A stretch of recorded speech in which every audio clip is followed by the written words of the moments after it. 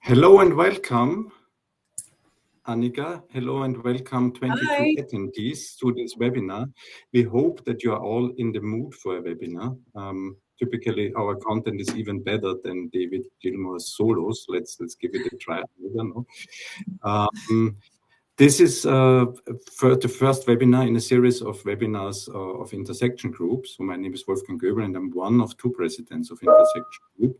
And today I have the honor and the joy to host this webinar together with Annika from Stockholm.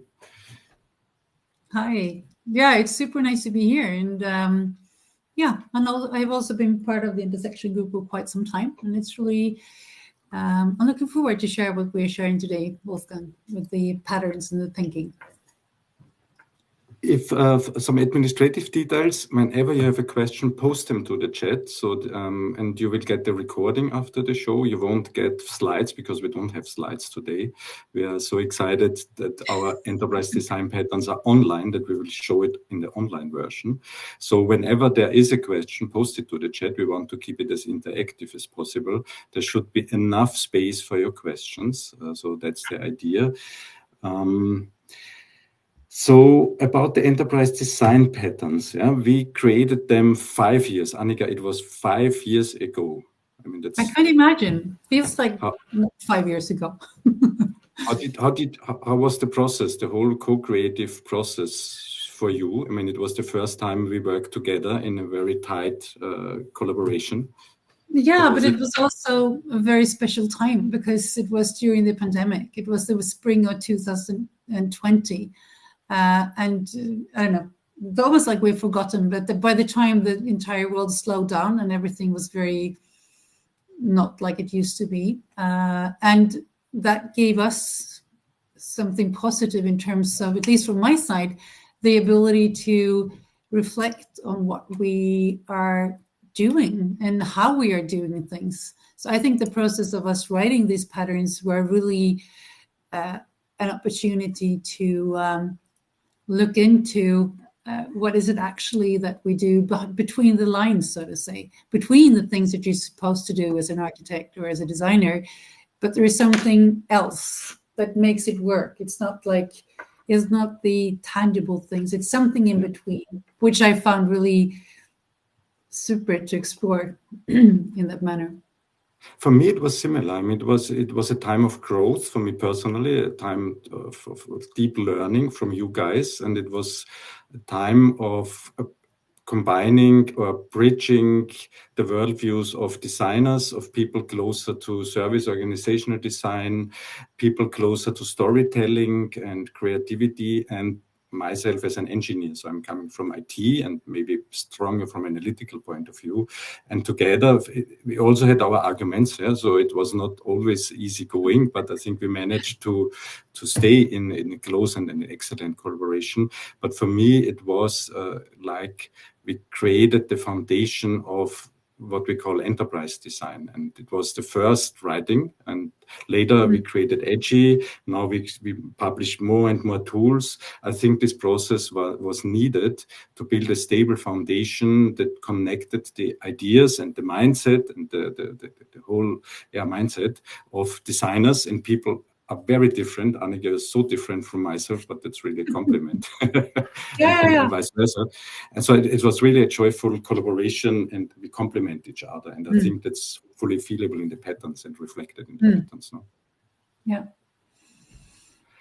I mean, that was a bit about the process. Now we see the patterns as the foundation of enterprise design. It's the foundation of Edgy, and the reason why we open sourced them this year, so we put some effort into copy pasting it from PDF. You can still buy the pattern, the book, if you go to Enterprise Design Patterns.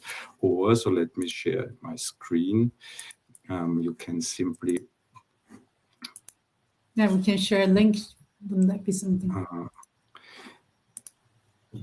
You can see my screen now, Annika. You can see it, okay? Okay, so if you go to enterprise.design, that's our wisdom, that's the mother of enterprise design, I'm not sure. So, and now if you go here and you just search for patterns, what you find is design patterns.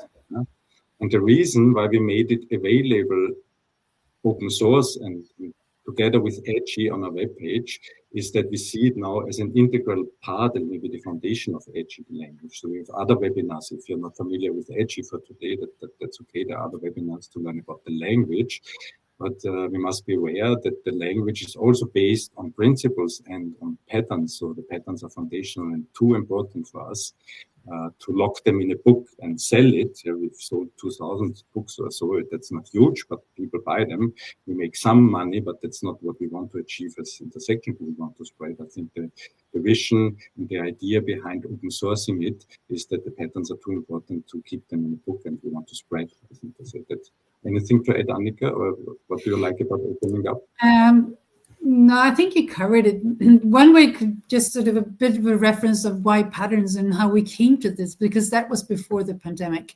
It was really, there was a presenter in the intersection conference in Lisbon, a Japanese academic or professor who described how he had been working with patterns in a way that I haven't seen before. I've seen, design patterns as something shows in a very different way compared to what this was. And it was so intriguing because they were so short and condensed and really actionable. So this was the inspiration that took us to what we will show you today. I mean, I can just to show the format, yeah. So we were heavily inspired. Takashi Iba, I think, was the name of the professor, and his format, and that was a great inspiration. And just so every pattern has a simple name, short as possible, a nice illustration. So the artist is in this room today, so she has illustrations. So it was more work than we expected, finding the visualizations, like that. The pattern is pre-existing wisdom, so we always have this illustration. We have a quote, so we put some effort into the structure. We have related patterns, and each of the pattern is crisp. It's really short. Yeah, you have one sentence. What is it? What the pattern is all about? What is the context? You can use this pattern, and in this context, too. So all of the patterns are more or less the same or similar size, like this. And I think one of my learnings was, if you want to condense your wisdom or the wisdom of four people have written the book, it's not easy. I think we had hundreds or so revisions. I have to look, but I think 70, 80, hundreds revisions, because then you start fighting over words with four people and so on. And that was really a joyful and an intense process. And Takashi's work was an inspiration. So this pattern format is really powerful. Not Annika, anything else? I agree. No, also with this short format, you really need to convey the most important parts. Every word matters. And that's where we had a lot of discussions on whether control or align or co-design. There's so many nuances in crafting what came to be our shared views on this one. So it was a process, let's put it like that. but that was only to illustrate the format. Let's have a look at the overview here. So we have those four categories. And today what we want to share is we will dive into 5 patterns. Annika and I, so we have an idea we will dive deeper into 5 of them. And then if you have some favorite patterns later on, maybe you could also ask, or if you want to dive into a certain pattern, post it to the chat, could be an idea. Yes. Who's the target audience? So I want to jump into the impact patterns. They are the first category. And there I really love the spiral idea. So our idea and our vision was to have some remedy for frustrated designers, architects of all kinds, because we agreed that great people coming from service design, coming from enterprise architect, business architecture, you name it, process, whatever you design, architect, engineer, business architecture, whatever, don't have the impact they need, because the biggest design decisions are still made by management, with in an instance maybe by gut feeling. So design is pretty absent, and most of us are frustrated. We've had so many discussions with people. If only I had the impact, if only I could change this. Nobody listens to me. And so the first category of patterns, the spiral here, has a certain sequence. You start in the center, personal enterprise vision. So Annika will be talking about this in a second.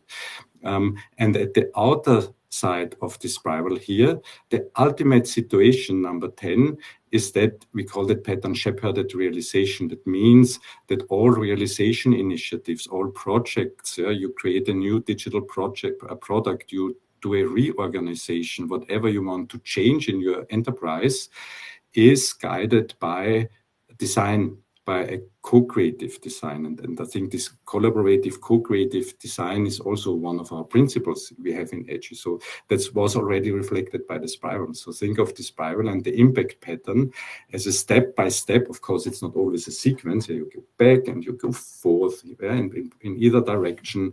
It's not always a sequence. And it can take years until you move until step 4, 5, 6. Not many of us, we must be honest enough, not many of us have achieved number 10, but we should be there. That's the ultimate goal for enterprise design, that we want to bring it to literally everybody and make it the foundation for all big decisions management does. Mergers, whatever, should be based on design.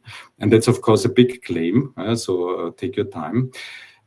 So that's the idea of the impact pattern. So the audience, if you're here today and if you are a frustrated business architect, service designer, whatever kind of designer, then you are right, because that's why you're here, hopefully. If not, Maybe. if you sorry, Annika, yes? I was just thinking of pattern 11, because you can end up in number 10, which is a really nice place. But you could also realize that, no, it's not going to happen here. And there is always a day. Exactly. You come to a point when enough is enough. This is not going to happen here. There is no shadow on you, but there is a time to move on. And that was, at least to me, a revealing is sort of a pattern that was like, it's not going to work everywhere, and it's not going to work for everyone everywhere. So let's I think acknowledge that and then have it go with another place. And I think that's also a strong contrast between personal enterprise vision, and maybe Annika, you say a couple of words about this one, and leaving. You start with a vision. I'm new in the company. I want to change it all. Organization, no problem. Application, but nobody listens to me. I don't have the impact. I need to build coalitions. I need to get executive buy-in. So this is a sequence of patterns. That's the idea. But many of us should leave. There are toxic cultures. We know that we have difficult economical times today, and maybe too often companies are in a situation where they just lay off people, not by design, by gut feeling, because they are in panic mode and so on. So difficult times for sound, beautiful enterprise design process, but we are still 100% convinced that it makes sense to even try. Okay. Exactly. So why not start into enterprise vision? Yes. And this is the pattern that I was really sort of one of the first things that I took on when I moved more towards design and this way of thinking in a sort of a design manner, so to say. And the core thing here is the ability to have your own agency. I kind of felt that I was moving from a generic, logical, any architect would come up with the same type of result into something else. And this pattern kind of captured that. So if you scroll down a bit, it is this sort of starting point when you are entering into a new assignment or a new company, and everything is sort of unset. And there is a situation that you might run into the risk of being asked to do things that you're not really you don't think is the right way to go, or you might want to, sort of jump onto somebody else's idea on a way forward, or you are expected to deliver things that you don't really see the value in. And here is an opportunity to really make sure that you're clear about your own personal enterprise vision. What is it that I, with my experience, think would be a good, valuable development or steps forward in this situation? And this is both based upon my knowledge and my experience on what I can bring to the enterprise, as well as on what's my perception of what this enterprise needs in order for it to be able to flourish, to move into a better place. So if we have this reflection on what would you as an individual think would be a good design or good direction, then you will be way stronger in pushing back on assignments that you are not aligned with, either just from a direction point of view or from a competence point of view.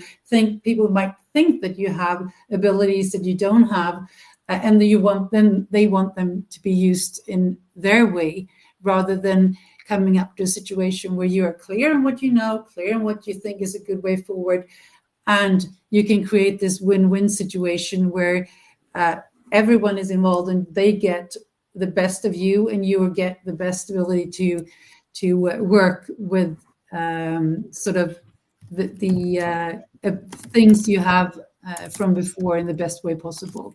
So this reflection and agency is really something that, at least I think, that those of us who come more from an architecture point of view could really work more. So I think you nailed it, because if you are closer to IT and business or enterprise architect, you're many of us are pulled into technical details of super important and urgent software development projects. I've had this situation often. Yeah? And that's really tough, because maybe you could help them in a certain project, and the project may be important and they have technical challenges. But if you get pulled in, and if you don't use this pattern and are able to say, no, that's not my role, I have a personal vision. My vision is to help the organization to have a clear capability map, organization, service, so Milky Way, whatever. I want to do the high-level enterprise design. And of course, I want to help them also to run their project and to connect and to align their initiative, the IT project in that case, with the capability map or the enterprise design. Then that's the right attitude, but it's not easy typically. And I also fell into this trap, Annika. I think you nailed it there. Yeah, but I come to when you practice this, it gets easier and easier to be really clear on your own opinion and your own sort of internal compass, so to say, and that makes it easier for others to interact with you as well, because you have a drive. You're not just doing. So I really think that this is something that you can do more, and the more you do it, the better you get, like most of the things we do, of course. So if you haven't had reflections on what is this sort of, what do I think is good and why do I think this is good, sit down and do some reflection and see if that could be to more use in your daily work. Yeah. And maybe if your personal enterprise vision, if what you want to get done, a holistic enterprise design, what you want to get done in your company is not in line with what the company, how the company behaves, or what you perceive in the culture of the company. If there's a toxic culture, a lot of pressure, we all know those companies, they're not well designed. Yeah? They act by, act by fear maybe.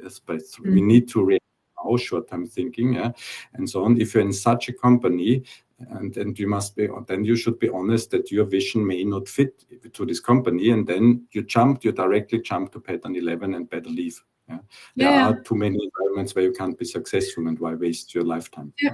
Yeah, and I also think that it's important to align. I mean, it's not that you can change. I mean, every person can, of course, do changes, but you need to consider, like you said, is it worth my energy in trying to change things that are so fundamental here? Either I align if they're not super against what I think, or I choose to be somewhere else. I think this is,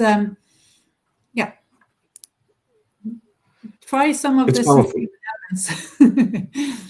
Okay, I think there's no questions so far. Okay, no questions so far. Whenever you have a question, type it to the chat so we have enough time to discuss your questions. Otherwise, you had one here that you liked. Yeah, so I'd like to present. We cannot present 35 patterns in this hour, so we pick a couple of them. And so I have one that is very important in my daily life after 4 years in my current company. So it took me only patterns 1, 2, 3, 4, executive buy-in. We all want to have a seat at the table, and on LinkedIn, you can get articles, enterprise architects, how can we ever deliver value? How can we sell our value we have to the enterprise? Yes, it's how can we get a seat on the table? Because enterprise design, architecture, however you want to call it, strategic enterprise design is the board. So it's not that you should be at the table. Enterprise design is the table. That's what I once said.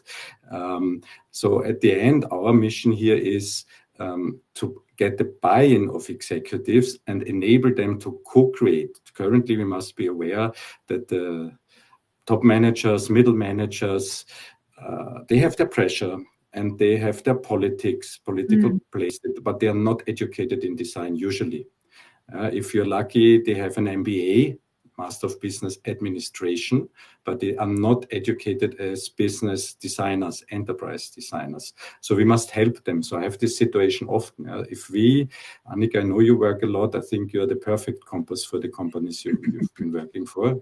I can totally imagine, and I can see the Milky Way already in this little picture here.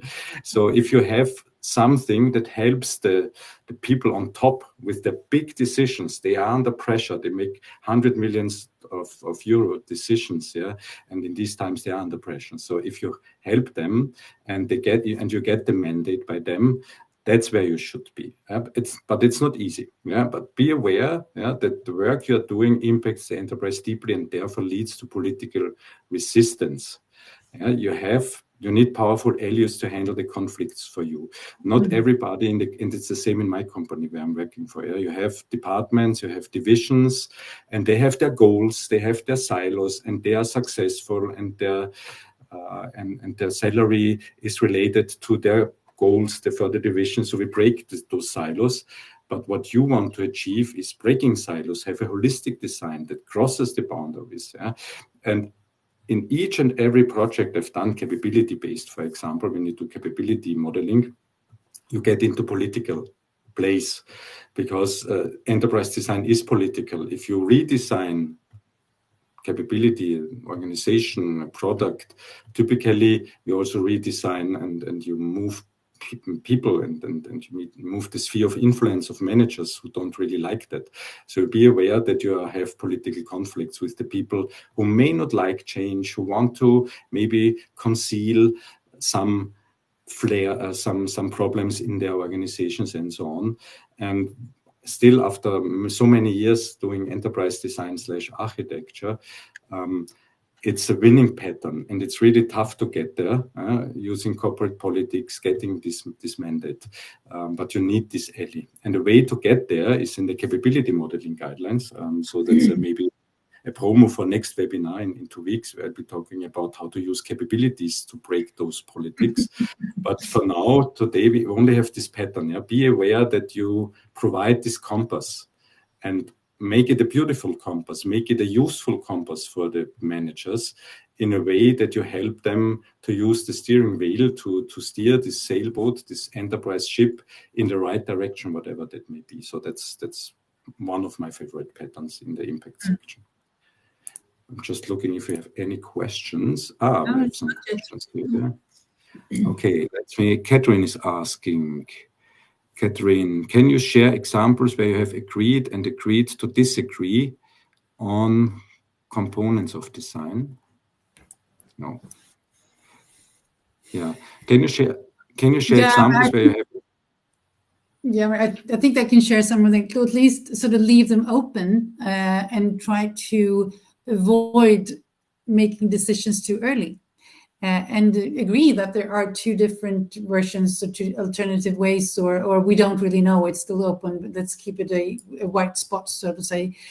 And I think, at least for me, it is, when it comes, I think there are some other patterns that are taking this one as well, with not pushing decisions or pushing material into something that people perceive as decided, but rather wait. I think there's one, isn't just enough the design, I think, is one, where we maybe do the frames and then allow for this sort of situation where there are different opinions for longer. And sometimes an agreement evolves with the add-on of information around the topic that we're not agreeing on. But that requires some maneuvering around the topic rather than jumping right into it. Mm-hmm. That's sort of at least one example from my side. Okay, thanks. And we have another question from David. Do you keep your personal enterprise vision to yourself for self-reflection and checkpoints as you move forward, or openly share? Well, I would say from my side, it's a bit of a dual. I am clear with what I think is a good idea and work with them, but you need to choose your situations when you share. So that's a bit, the architecture answer, it depends. For me, I would answer it's a matter of attitude. So if you know it for yourself, think about it, reflect on it, take your time and think it. What is realistic in this company? What do you think is doable? And typically, it's not the first thing I tell my boss or my team. I want to check, because people take their time. Sometimes it's quite disruptive if you want to introduce a holistic enterprise design process in a company that is a mess. And you start by purpose, vision, capabilities, so many new concepts, so you cannot overstrain your enterprise. So take your time. So that at least but if you know it and if you're clear about it, then you will maybe radiate it. You have some energy, and at least when you have a personal vision, the chances are way higher that you can get there if compared to if you don't have a vision. So maybe it's a matter of attitude. Okay. Next pattern. Next type of pattern, right? The next type of pattern. I think we wanted to dive into hint. Exactly, and that was a good cue into hint. The question regarding disagreement and sort of finding our way. And I think this was one of the ones that I've added, or at least I think this is a very good pattern, because sometimes you run the risk of, if you go down to the text, Wolfgang, so we can, you might run the risk of being an expert in a context, and you run into the situation of where you teach and tell people too much. And we all know about things that we have been told, or other people's sort of material is not as appealing as the material and the work that you've been doing yourself. So instead of preparing a lot and doing a lot for others, the idea here is to make sure that you have enough structure so that we can start to create diagrams and things together, and kind of building the puzzles together in a framed sort of corner of the organization. So let's say that you communicate in a way that you help people to discover what they want to know, instead of you telling them what they ought to know. And like when you have complex diagrams, go with the basics first, and then you invite people to work more in depth with these diagrams. Or when people need to do certain things, be clear on the outcomes and the benefits of why they ought to do it and why it's valuable, instead of telling them just how to do it. And also this thing of, when you are working with material that is complex and that has been prepared in this way, then the insights that you get as a participant in this way of working is way stronger. Yeah, I mean, I'd add. Oh, sorry, Annika, go ahead. No, it's sort of allowing the group or the person that you're working with to make their own conclusions instead of going in as an expert, trying to, I don't know, maybe that has to do with experience and age. But when I was younger and more fresh as an architect, I felt it was very important to tell everybody how smart I had prepared everything, with the result of them not really grasping, or I'm running too fast into the material. The more I've worked with this, the more confident I am in letting it grow in the meeting, because I know the pieces that I would like to chip in, and I know that the person on the other side of the table most likely have that knowledge, but maybe not seeing the same pattern as I. So it is this way, and like you said, Asia, this letting the audience walk in the rhythm towards the vision, rather than me pacing them too fast into a conclusion that might not come because I haven't really given them the basics. Yes. So this is part of this pattern, and it's really useful. I think it's powerful. So for me, it changed a lot of the way I work and also changed the impact I have, because what we want to trigger this co-creation. And we must be humble enough as enterprise designers that we have no chance to know it all, to design a whole enterprise with all its facets and processes and assets. That's impossible. So we need the co-creation of maybe hundreds of people there.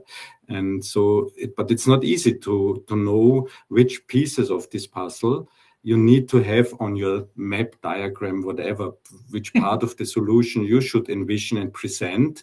So in my daily life, in theory, I mean, it's somehow obvious, let them co-create.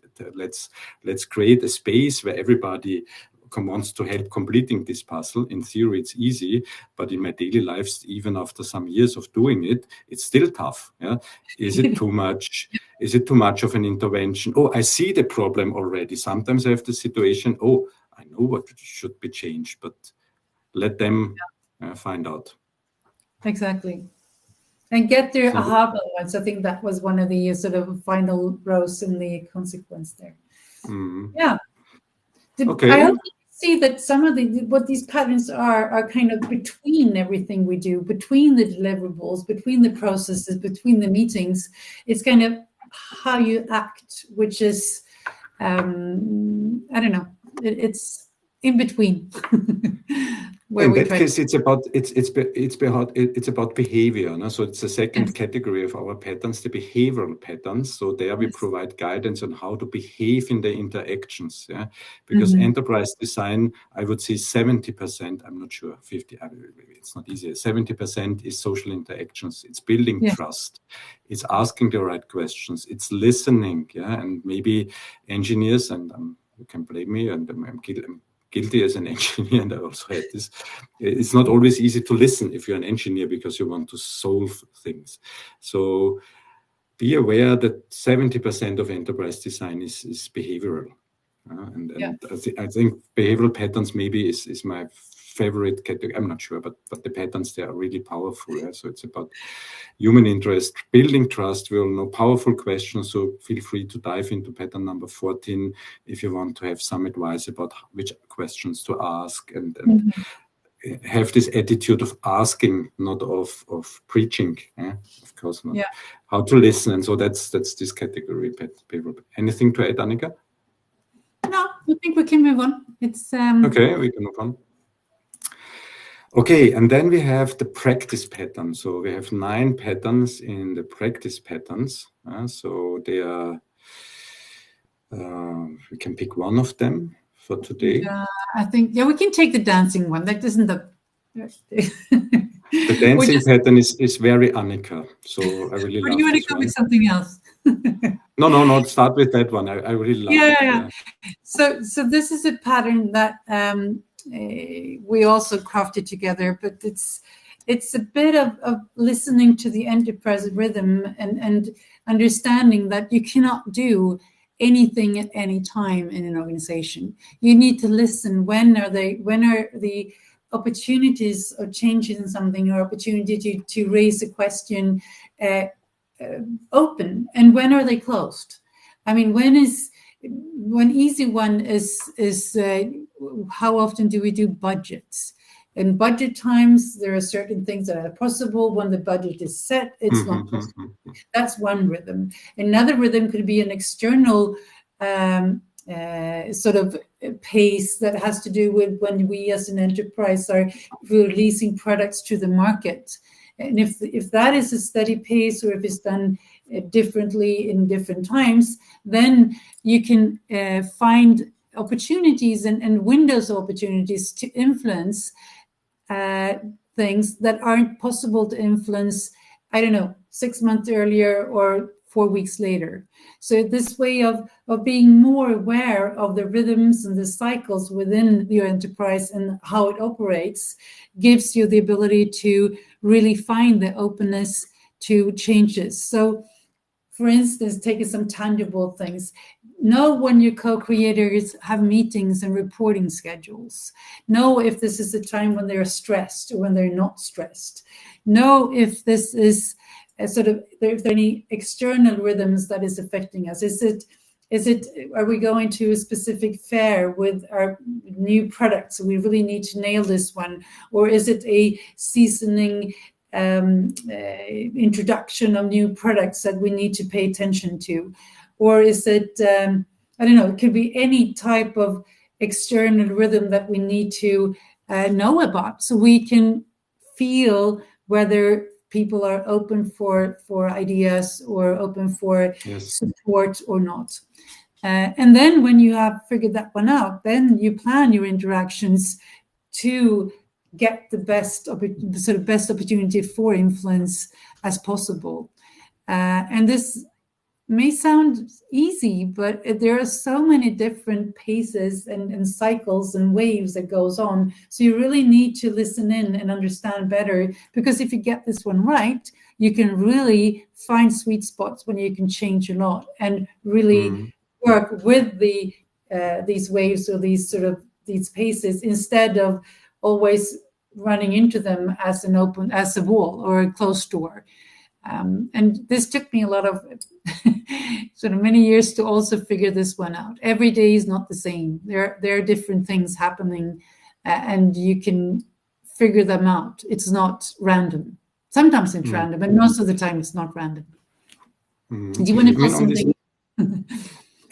On this page, we talk a lot about influence. We need to influence, yeah. And maybe enterprise design is more about impact, influence, interventions into a system, a social technical system. So if you say, okay, they design or they do some part of your design, and it's your role as an enterprise designer to try to find coherence, that the parts fit together, then you must be humble enough that the only thing you can do is trying to influence, because there are so many people that have power and maybe political interests and decisions and maybe some urgent projects and so on and so on. You know, enterprises are a mess. Hundreds of people are shaping it every day together, and knowing where to influence at which point of time is an art in itself. And when I read this pattern here, maybe enterprise design is more about interventions than actual design. I'm not sure. So we've been discussing. I don't know. I mean,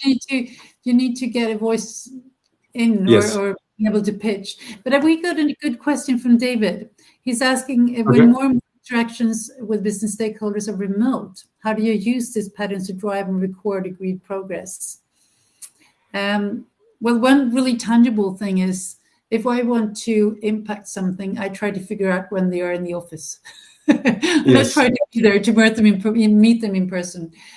Same here. But then not all of them are working in the same site as I am. And then we need to find other ways of interacting. But I think trying to find physical meetings is a really strong one for me, at least. Same here. I mean, you want to be tangible as a person. The whole behavioral patterns are about, it's a personal intervention. You as a person intervene into a socio-technical system. So building trust for me often means I need to drink a coffee with this person in the office. So I would always favor personal meetings to build trust, for example, whenever possible. Yeah. But then again, the pandemic showed us it's possible. So I think it's a matter of being listening in and finding, building trust in those impact patterns that we spoke about. And also, I think there's one other pattern that we weren't deep diving into, but it's really this listening and understanding what is it that people are worried about, what is it that is not really working the way they want, to sort of capture that and see if you can work from that and actually create something that is more positive than just taking care of problems. But not going, even though I started with the personal vision, you cannot run as an individual. You need to interact with the entire context that you're working with and make sure that you work with everything, but with a strong drive. So this lining. So okay, and the final. Sorry, Annika, yes? David just wrote to hold face-to-face clinic type of, that could be one, and create this safe space. And I think there are also abilities to do this using, whiteboards like Mural or any of the others to strengthen the understanding. So there are a lot of techniques here, but the core thing is to listen and just to the behavioral patterns, because that's what we are talking now. Yeah, exactly. About how to build trust. It's better in a person meeting. Human interest. I mean, you can show human interest to people also in an online meeting. That's possible. Yes. But it's better. It feels better if you drink a coffee with this person. Powerful questions. Listen to them. That helps you to understand. Listening to understand. 14, 15. They are related, of course. In pattern represent tangible. There we have the tangible presence patterns. So well, that is. I mean, they're. I work a lot with that. People have to get to know you. They have to feel comfortable with you, who you are, and what you do, and that's way easier in real life. No, if you meet them in person. But there are ways of sort of working with consistent graphical language and consistent models and colors, and there is a lot to unpick there. Okay, and the final category for today are the creation patterns, and we have one pattern remaining, and then we may have a couple of minutes for your questions if there are any. Exactly. So we have maybe one more patterns for today in the creation section. So this section is about the creations, the products, the maps, maybe the sketches, what you write on the whiteboard, an edgy diagram, for example, and that's all about beauty, for example. Yeah, we have the idea. We believe that your drawings and also models, whatever you use to model, to co-create, you can do it on the whiteboard, you can do it in edgy, should be appealing to people. So that's, for example, the beauty pattern and so on. But we have a couple of them use a human language, for example. So this pattern, this 9 or 6 patterns, 7 patterns here. And capture the stories. I mean, we could dive in to anyone. So, but there is a lot to unpick here. So if you're curious, which one should we take? Which one? We were talking about moments in time, but we can take. So this is a pattern that kind of helps you when you're trying to look for change and you want to find where you can do the change, but it's really complex and there's so many moving parts and you don't really know where to start. And when you do modeling, everything is exposed because there's so much. Here is an idea. Instead of trying to get an overview and then dive into a certain situation, start with the situation itself as sort of, this is what we would like to understand more about. This is what we would like to change or improve. So choose, maybe from a customer journey or a supply chain process map or something, choose a specific situation, exactly when the customer has purchased or pushed, maybe, I don't know, pushed buy or pay or order, or another very specific situation.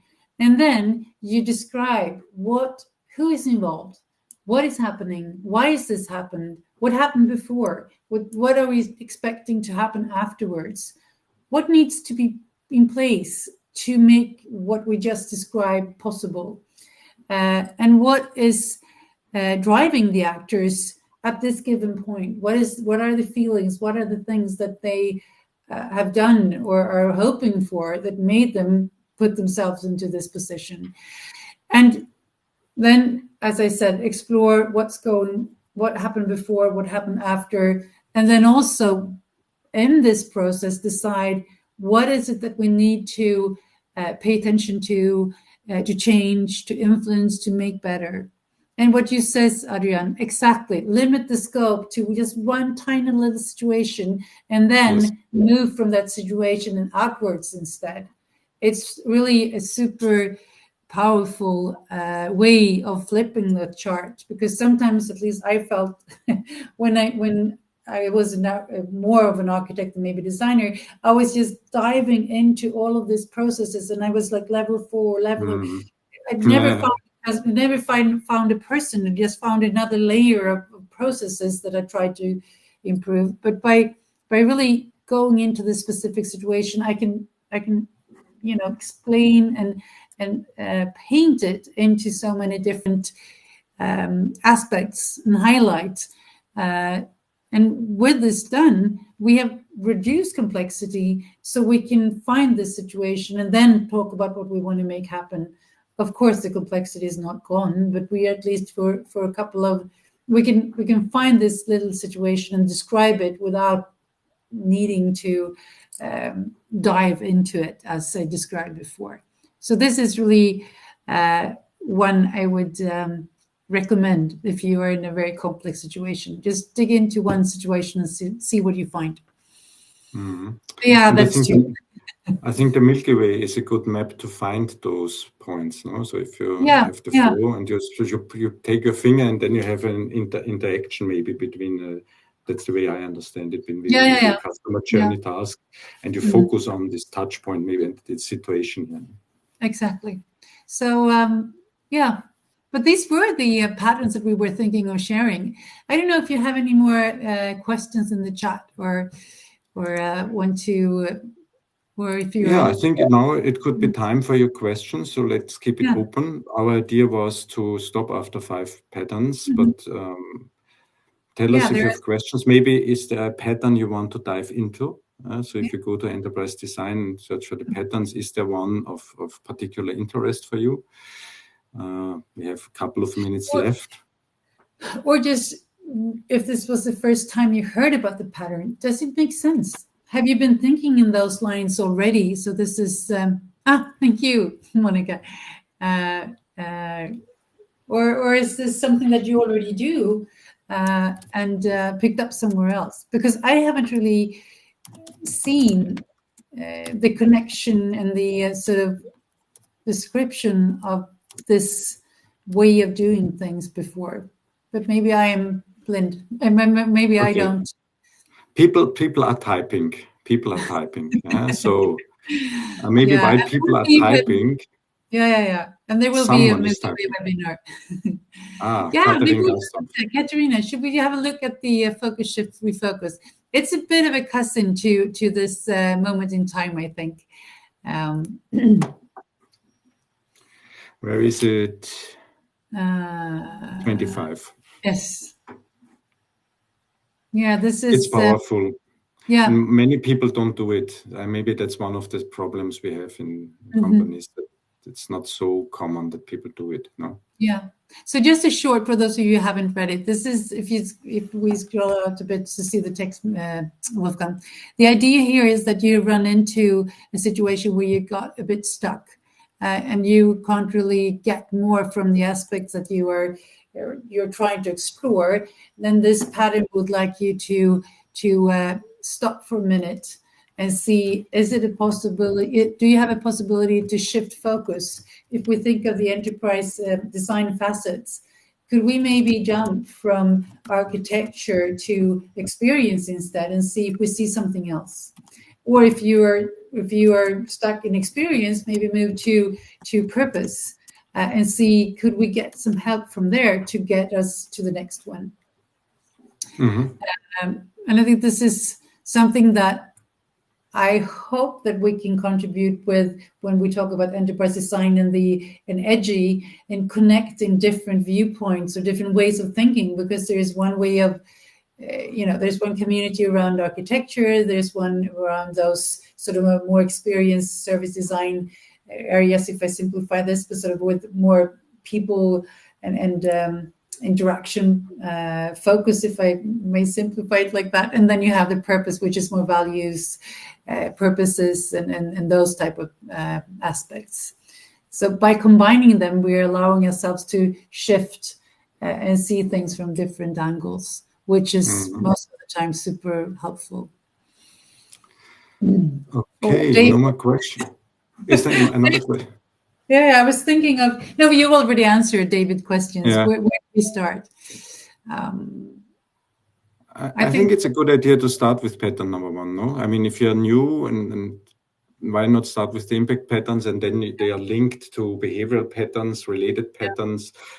I think that's what I would recommend. Yeah.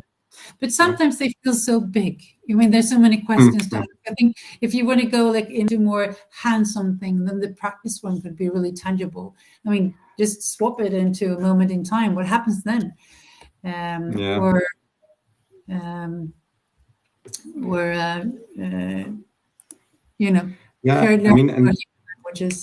intersection group, we are committed to writing. So the patterns were only the beginning, and then we spent another 3 years for edgy. So if you don't know edgy yet, there will be a webinar soon that we discuss the language. There's also training about edgy, and we are working. Recently, we published capability modeling guidelines.